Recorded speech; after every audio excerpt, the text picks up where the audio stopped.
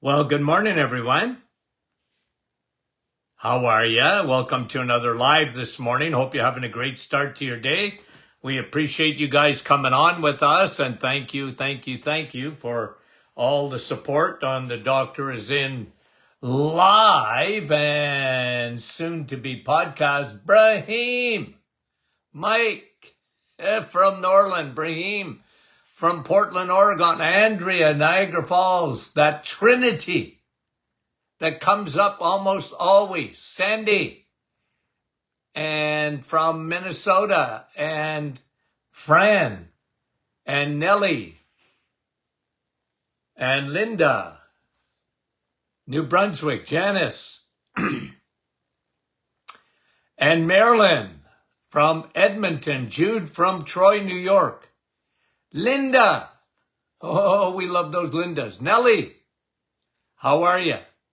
And Waterloo, who was that? Patricia, good morning. Dorothy. And Doc McEwen from West Tennessee. Who was from Texas? I didn't see it. Maria, how are you? Patricia. Marl, Ottawa. Bonnie, Little Britain. Kevin, Oshawa, good morning. Laurie, Niagara Falls. And West Virginia, oh, I miss it. It's going up into that clouds. Kathy and Keith, good morning. Rosalinda and Annette from Nouveau-Brunswick. Francis, Marie, how are you? Rose from Peterborough. Chantal, Ottawa, bonjour. And I see I missed it. Lisa, Marie, did I say hello already? Jean, Peterborough. Rain Cloud, Michigan. Carol, West Virginia. Oh, and I missed it. Newfoundland, Jocelyn Baxter. And Lisa, Sharon, how are you? Karen, Peterborough. Debbie, British Columbia. Sherry from Mississauga. And West Tennessee, who was that? Monica. Guys, I hate to miss you. Gloria said I missed her. And Paul, how are you? From Edmonton. Rose, Brampton. Linda, good morning. And see, it's going up. I can't see it. Guys, Rita, how are you? Kathy and Evangeline and Doris. Okay, let's get going, guys. Wendy, how are you? Okay, here's a Linda asking a question this morning. Okay, what is your opinion on using cayenne pepper, or cayenne, but it's a pepper, as a blood thinner? I know it's a mild blood thinner. You know what's a better blood thinner than anything? Water. Okay? So, using cayenne pepper as a blood thinner, I know it is a mild blood thinner. I've never recommended that. Because I always say, what's the best blood thinner that you could ever use? Drink your water. Nothing will thin your blood better than water. And you don't want to thin your blood too much. And look, I don't know. I can't say that I ever recommended cayenne pepper for that. A cayenne pepper is, it's an anti-inflammatory. It is an antioxidant. I got no problem with it. Healing stomach ulcers. I've never heard of that. Now again, it is an antioxidant. It's an anti-inflammatory, natural. I have no experience with any one of my patients over 50 years that ever said to me, I healed my stomach ulcers with cayenne pepper. And maybe you guys have. I never heard of that. So I don't want to say it doesn't help for that. I have no experience clinically with cayenne pepper and ulcers, stomach ulcers. Never, ever have heard of that. So, Linda, maybe you're teaching me something this morning. Okay? Okay, and that was Linda. Thanks, Lynn. Deborah, episode 1377 of our podcast. That's how many podcasts we've done. Okay. Debunking the calorie myth. You mentioned, okay, I don't know why I mentioned it, but you mentioned women taking testosterone is like playing with fire. Can you explain why and what that would include using Using it has been professionally prescribed as a bioidentical. Okay. Deborah, I'm going to ask a question, not necessarily just to you, to everybody. Do you think a man, men, should take estrogen at any time? And I think your answer would be no. Why would you give a man estrogen? Okay? And in the same vein, why would you give a woman testosterone? Okay? And I know why they do it. And I know bioidentical doctors that give women some testosterone. Listen, the way I look at hormones, and if they become hormones for women, I never ever believed in giving testosterone under any circumstances to a woman. Now, I know they have a little bit, just like a man has a little bit of estrogen, a touch, to say that he does.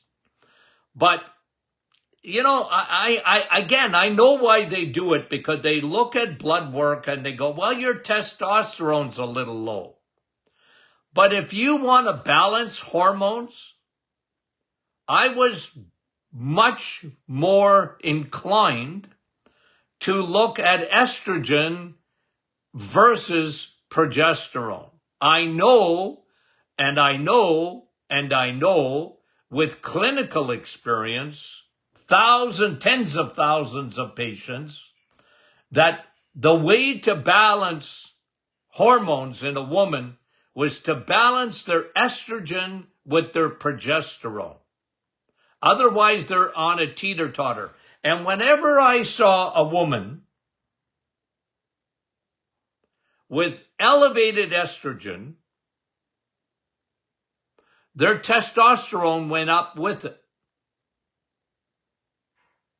And a lot of times in PCOS, polycystic ovarian disorder, they, like a woman that has a little bit of hair on their chinny chin, hair where it doesn't belong, or they're getting a little bit of a mustache, or they have acne.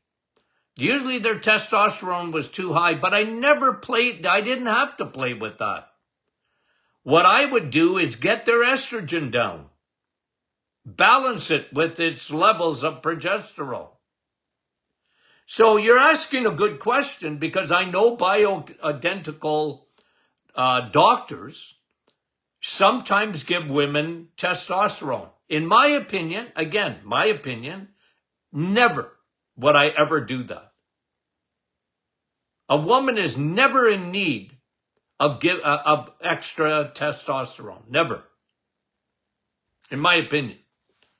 It's not a hormone that they need. Okay? They have a little bit of it, but it's the balance between estrogen and progesterone. In a man, it's like you would never give a man, and I don't think anybody in the bioidentical doctors would ever give a man estrogen. Testosterone is a man's hormone. Estrogen is a woman's hormone. And there's a big difference between the two. Okay, thanks, Deborah. Appreciate the question. Okay, Melanie, you say to do strength training 3 to 4 days a week. Okay? 3 to 4 days a week. And it's very important, in my opinion, to take days off. Okay? But I really believe in strength training. Whether you're in a gym or whether you're at home, lift heavy things, including your own body. That's why push-ups are so good. Lift. And the more we know about muscle, what we didn't know 50 years ago, what we know today, those are bins. They're metabolic bins. They are an investment you make in your body for future use. I tell you guys, metabolically, muscle is absolutely essential, especially when you get older. You need muscle because your bones need muscle. Your liver needs muscle. Why? Because your muscles are bins. They will store glucose. They will store glycogen and protect your liver from fatty liver. The importance of muscle in osteoporosis. The importance of muscle and your brain and your memory. We went through a whole thing with type 3 diabetes. And one of the things one ought to do, besides sun, steak, and steel. People still ask me, what's steel mean? Get strong. It means pumping iron. It's getting strong, guys. You don't have to pump iron. You can use bands. You can use your own weight. There's a lot of ways of getting stronger, but I'm big on it. Very, very big. And the more I talk about this, I've been talking about this for 40-something years. And the more we know today, the more I was right 40 years ago. Get strong. Now, in between, okay, because this is the question that Melanie is asking. You say to do strength training 4 days a week. Well, I said 3 to 4 days a week. That's the sweet spot. Okay? Take time off. Let the body recuperate. In between, I love walking. Okay? And you're asking, how long should you train? 15 to 20 minutes. That's the sweet spot. You don't have to go past that. Okay? 15 to 20 minutes is the sweet spot for activity, muscle strengthening. Doesn't take long. Okay? And walking. Walking is very good. Okay?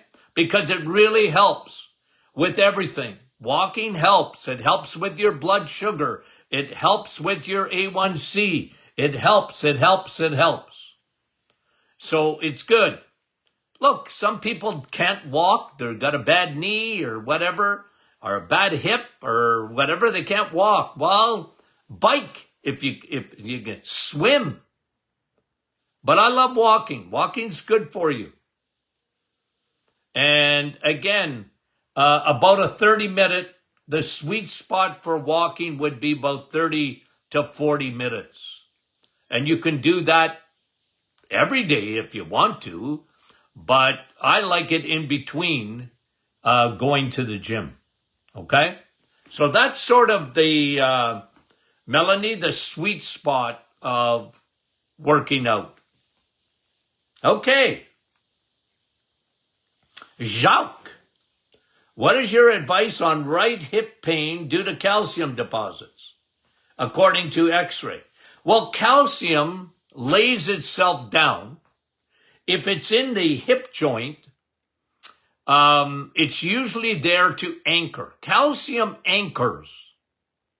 It often can be an old injury that is in the joint. Can be any joint, but if it's in the hip, I like, what is a calcium channel blocker? Magnesium. And vitamin K2.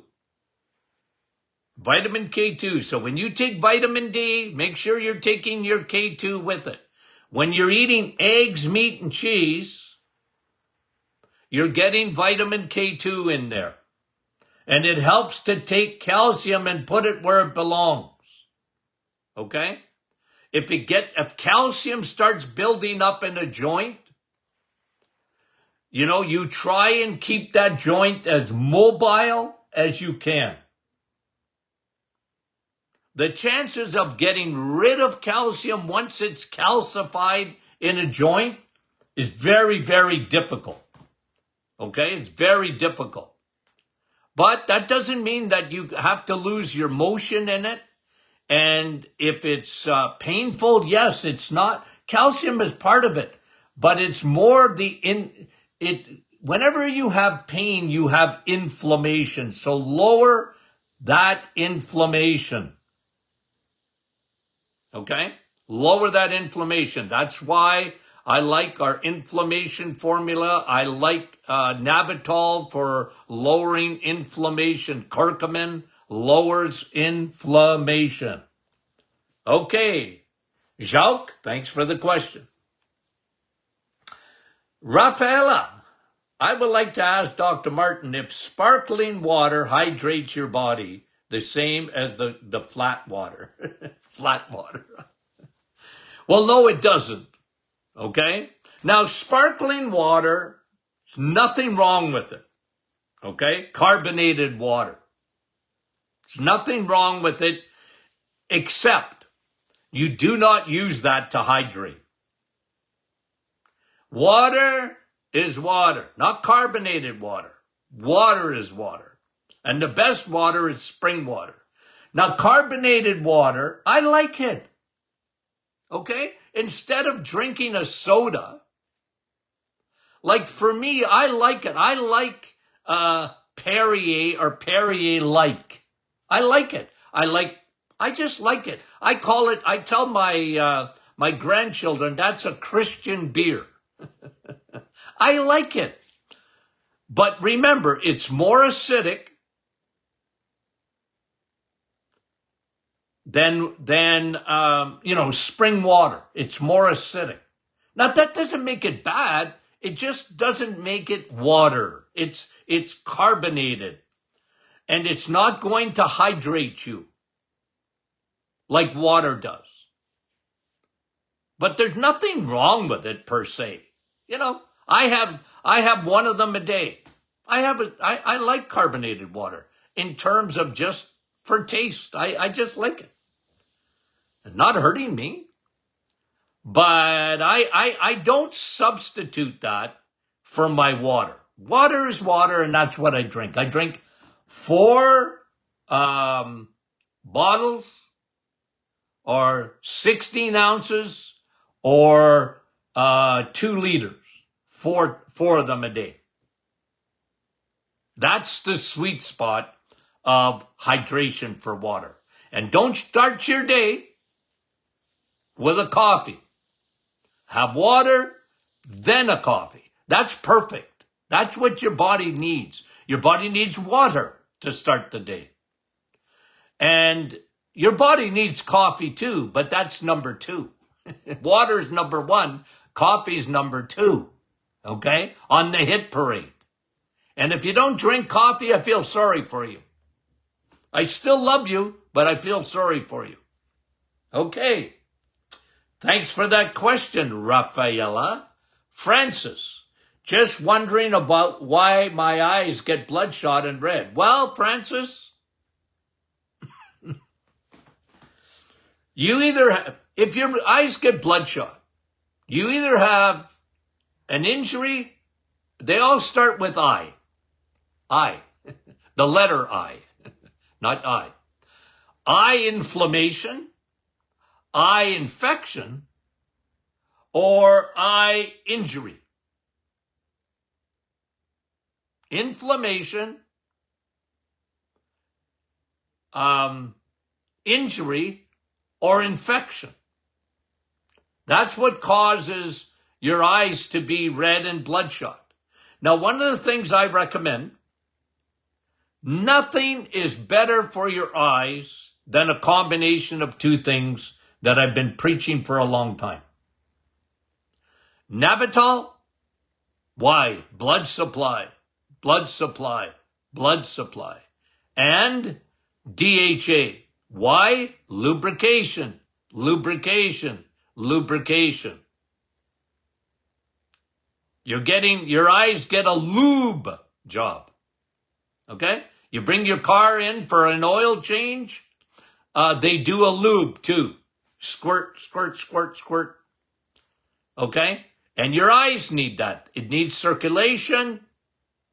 Navital. Nothing better. Nothing better for eyes. Okay? Now, thanks for the question.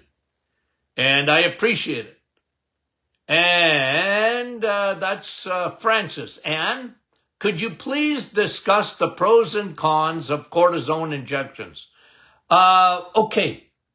I thought I've done this. I'm sure I have in the past, but let's do it again. Look. Who was it? It was Jacques.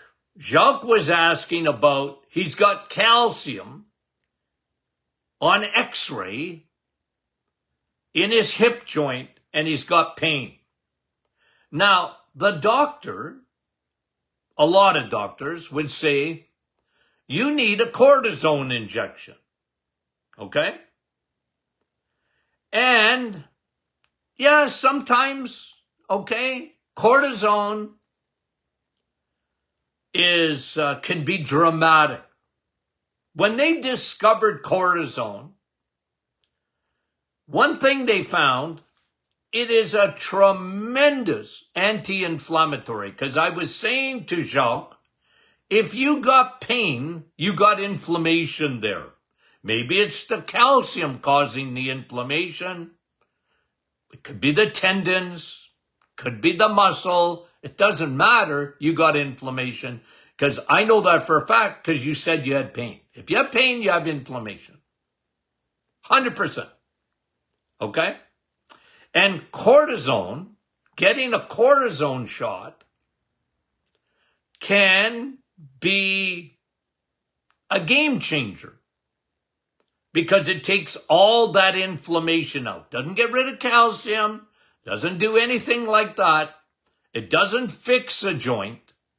It takes inflammation out of a joint. Just like if you take prednisone. And I'll talk about that in a minute when I talk about another condition. Okay? Here's the problem with a cortisone shot. Okay? It can give you dramatic relief, but it's a double-edged sword because it can damage your tendons. It can damage joints. So while drawing out inflammation, it damages tissue. And that's why, if any reason at all, that orthopedic people, doctors, they're always a little hesitant. And I'll give you a cortisone shot. Okay. But I'm not giving you 2 of them. I'm not giving you 3 of them. You're not coming back every month. I'm giving you another one. I'm not saying nobody does that. I'm saying they know that cortisol can be a game changer in terms of pain. But it has to be limited because it can literally destroy joints and tissue and tendons. You become much more susceptible to a ruptured tendon after cortisol. So it's a double-edged sword. Okay? I think that's the best way. And I can explain that to you. Okay? Barbara, my ferritin is up 50 points from last year. Okay. Now listen. Okay? Listen, Barbara. Most of the time, ferritin, anytime I looked at ferritin, I looked at insulin. They're connected. That's why we see so much today, the increase in ferritin. You see a lot of decrease in it, ferritin, in women. Okay? But you get an increase when you have insulin resistance. And the reason is because a lot of things that happen with ferritin happen in the liver. And when you get fatty liver, oftentimes your ferritin is going up. And insulin resistance will give you fatty liver, or fatty liver will give you insulin resistance. By the way, and I'm just going to say this quickly. Remember what I've said, and I wrote about it in Metabolic Storm, and I wrote it again in Sun, Steak, and Steel, that you can empty your liver in 6 days. Now they're saying 4 days. You start healing the liver. The liver has an amazing capacity to heal itself. Okay, so Barbara, if it's up to 261, that's high for a woman. Okay, really be careful with food. Really be careful with food. Cut out the carbs, which you're doing according to the question. Good for you. Start the low carb and really do the reset. Helps a lot with ferritin. When it's too high, you can get low ferritin. A lot of women have low ferritin. A lot of women, and they think it's just iron. It's not. Ferritin and actually having enough blood, enough red blood cells and enough oxygen carrying red blood cells, which they do, but a lot of people have red blood cells that are carrying nothing, and they look like Casper the ghost. They're white as ghosts, they're pale, they're lethargic, and oftentimes dizzy, and they got tinnitus, and a lot of times that can be low ferritin. Eat eat your steak. Okay. Thanks for the question. Cindy. Now, I thought I did this. Okay, but maybe I didn't. Cindy, can you explain gluconeogenesis? Okay. And could this elevate my liver enzymes? No. No. Gluconeogenesis, okay, it's normal. Here's gluconeogenesis, okay? You're not eating any carbs. You went on the reset for 30 days. Your body will perform gluconeogenesis, meaning it will take protein or fat and turn it into sugar, a little bit of glucose. At the end of the day, all foods end up as glucose, especially, but not fat. But protein does. It's at the speed at which it does it. So gluconeogenesis, if you need a little bit of glucose up in your brain, your body will accommodate that. And people get this wrong because they think, well, if your body needs glucose, therefore I should eat it and help my body. No, you don't need to do that. Your body knows exactly what to do, and it will thrive with a better fuel than having fuel that breaks down rapidly like that. The last thing you want is quick fuel. You eat a muffin, it's too fast. Okay? You have cereal in the morning, it's too quick. You have toast in the morning, it's too fast. It breaks down too fast into sugar. And now you need a lot of insulin. The idea is to keep your insulin. You need insulin. Every time you eat, you're going to have a little bit of insulin. But if you're eating eggs and you're eating meat and you're eating cheese, your pancreas it's really on a holiday. You don't need a lot of insulin.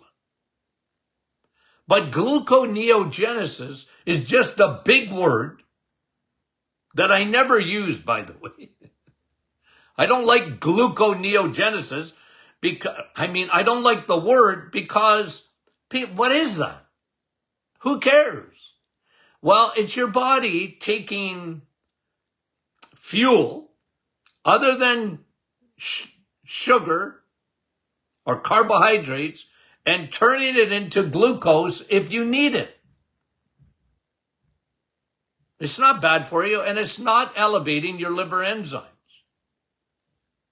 Okay? Not going to elevate your liver enzymes. It would be the opposite, actually, of that. Your liver enzymes are going to go up when you're a carboholic. And especially if you love high fructose corn syrup, which is the sugar of choice for the food industry, because that takes a beeline to your liver. That will elevate your liver enzymes. As you get fat in your liver and you're making more and more and more fat, your liver enzymes often go up. Okay? Appreciate the question, Cindy. Deborah, is the yellow coloring in the supplement causing this color in the urine? Yellow coloring in the supplement? No. It's the body. It's called a vitamin B flush. Okay? When you take B vitamins, okay, like we have in our multi-nutrient, we have everything in there. It's like eating, I used to tell people in my office, do you like steak? Yeah. Well, the multi-nutrient is like you're going to have 10 steaks in one little capful, 10 of them. Everything is in there. And the reason the multi-nutrient, what we used to call blood boost, it was so good. Because a lot of times doctors, they just give you iron or whatever. You're low in iron. They never even look at your B12 because they go together. But the multi-nutrient, designed, formulated by the Martin Clinic to give people, I used to give it to people, they couldn't eat. They were getting cancer therapy. They were anemic. Multi-nutrient. It is eating 10 steaks in a capful. That's how concentrated it is. And so people, like, oh, doc, should I take a multivitamin? I was never big on multivitamins. If you look at our formula in the multi-nutrient, it's multi-nutrient. It's unreal. And you'll never find anything like it to be that powerful. Okay? And yeah, when you drink it, you're going to get yellow. Your urine is going to be, call it mellow yellow. Remember that song? Okay? Yeah, but that's not dangerous or anything like that. Just the way your body operates with B vitamins. You're going to get what they call a spillover. It doesn't, it's very, very, very normal to see that. Okay. And nothing, absolutely nothing to worry about. Thank you, Deborah. Teresa. My friend has Cushing's, okay, which is, like I said, in medicine, the only time they ever look at the adrenals, okay, in my opinion, and I've had a lot of experience with this. The only time, I remember writing a book, if you look behind me, Chronic Fatigue Syndrome, The Curse of the Modern Woman, okay, that book behind me there. When I wrote that book, I talked about adrenal glands and adrenal gland exhaustion. Okay? I think I was the first guy ever to talk about that. Because they were looking at chronic fatigue and fibromyalgia as, the yuppies flu or, the Epstein-Barr virus and, Lyme's-like. And I said, it's adrenals, and they get exhausted, and they're not working properly. And doctors, okay, when I was telling a colleague yesterday that I went around the world with that book. I had a publicist.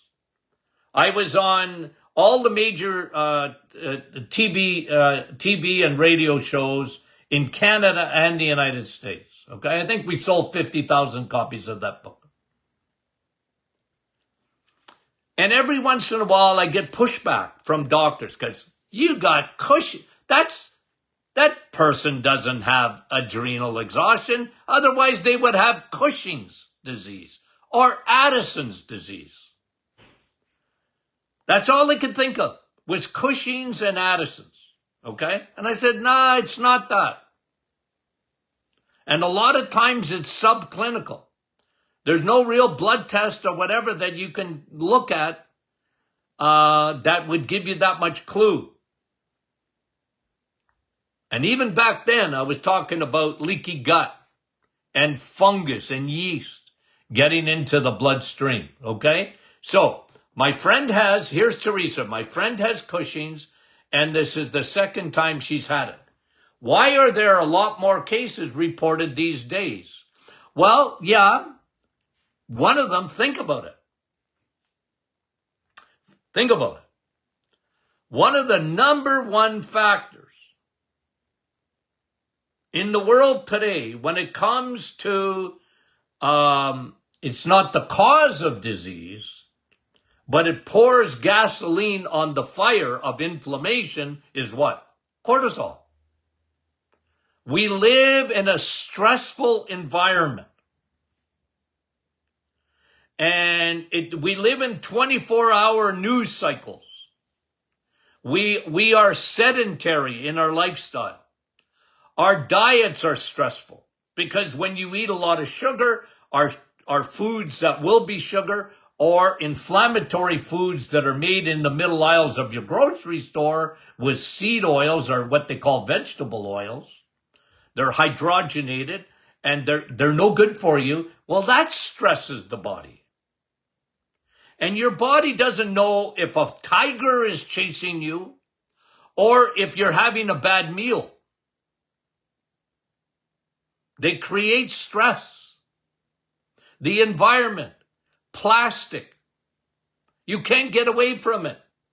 So that's why we're seeing a lot more Cushing's. And people are more stressed today. Stink, about 40% of the population is on some kind of medication, are young people. 40% of young people are on some kind of medication for anxiety or depression. You think we live in a world today?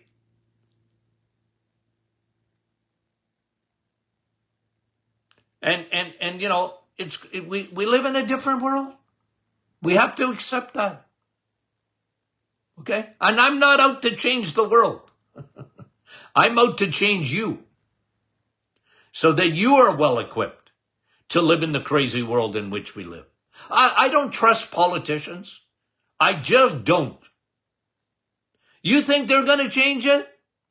You think they're going to change the climate? You think they're going to change? Nah, I don't trust them. I just don't. You fix you. You equip you. That's what I want to do. Okay? I want to equip you so that you have tools in your toolbox to help yourself. And then you can become a little disciple by sharing that with the people you have influence with. Okay, you can bring a horse to water, but you can't make them drink it. But you can put a little bit of salt in their oats. You know what I mean by that? Yeah, so I tell people, look, I'm an educator. I'm a tire pumper. I want to pump people's tires if they listen. A lot of people don't listen. There's a lot of Lindas and Larrys out there. Listen, and they don't listen. And you don't listen. What can I tell you? What can I tell you? I still love you. But if you don't listen, I used to get patients in the office. They'd wait 4 or 5 months to see me. Then they would come in. There wasn't many of them, but there were some. I said, here's your plan. Go home and do this. Oh, crapers. I thought you were going to give me a pill. I thought this was going to be easy. I don't do well with changes. And I said, well, you're not doing well when you don't change. Why did you come here? Well, I don't feel good.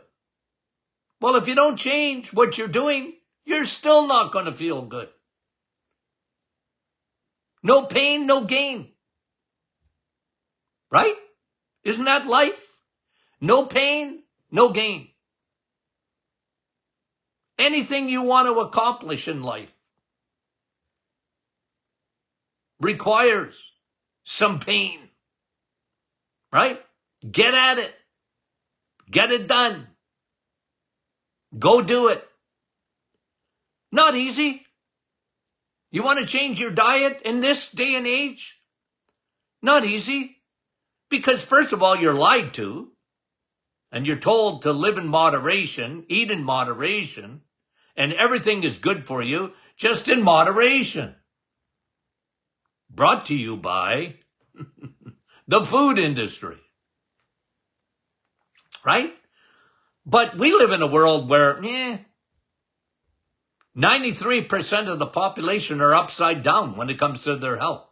They're on the Titanic and they don't even know it. And that's me. I want to educate. I want to tell people. I feel like John the Baptist, okay? In the wilderness. Repent. Turn around. Change your thinking. If you're not well, here's the route to get well. You got to do this, and you got to start with food. Okay? And don't wait. Don't wait for this world to tell you. Because, here's the world. Here's the way they think. You want to lose weight? Oh, you're missing Ozempic. You got a headache? You need Tylenol. You're depressed? You need Prozac. You got diabetes? Here's metformin. That's the world today. That's the world in which you and I live in. And it's a fix. Here, quick. Put a Band-Aid on. Doesn't fix anything. But it's a Band-Aid. And it's quick. And it's easy. Just take a pill. I'm sorry. that will end poorly. Okay. I don't know why I got on such a tangent this morning. That's why I love Question and Answer Friday. It gets me on rabbit trails. Okay? And I go down them, and sometimes I don't come back. Okay, guys. I get passionate. I'm passionate about your health. I'm passionate about it. Okay? Have I told you lately that I love you, you guys? Thanks for this audience, by the way. I was looking on our thing. I think we're at almost 88,000 followers on Facebook. Guys, you guys do that. I don't do that. You do that. We love you. We thank you again and again and again. Tell your friends about the Doctor Is In podcast. Talk to you soon.